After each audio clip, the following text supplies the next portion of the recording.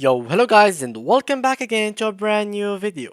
In today's tutorial guys, I will be showing you how to actually add an email or professional email to your Hostinger. Well, basically guys, there is multiple ways. Let me show you the first one. Well, basically go to Hostinger, go to their official website which is hostinger.com, and from here guys we will start the tutorial. So here as you can see, you will find four options: hosting, VPS, email, and domain. So if you want to email, you'll find Google.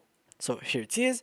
This one will give you Google Workspace, everything you need to get anything done. So here we go. 30 gigabytes email storage, limited mail filters, get your custom email at my business, and so go on. So you can just get it from here and buy it.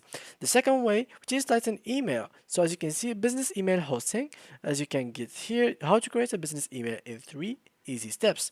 Here is choose your email hosting service. You can choose a business email or an enterprise email.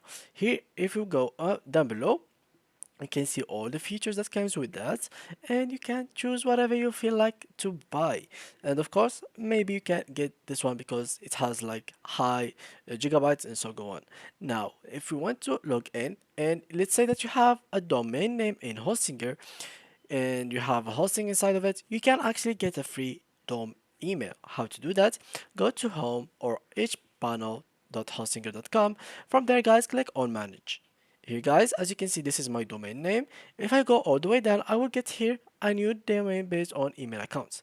So here I can get an email that is related with this domain. So if I click here, as you can see, I can get email storage, email allies, and so go on. There's two kind of like bundles or something like that, bundles I mean. So you can get whatever you like from these. Click on continue and then just choose whatever thing and then pay with your card, simply like that. So yeah guys, that's how you can add an email to your hosting. Thank you guys for watching and see you in the next tutorial.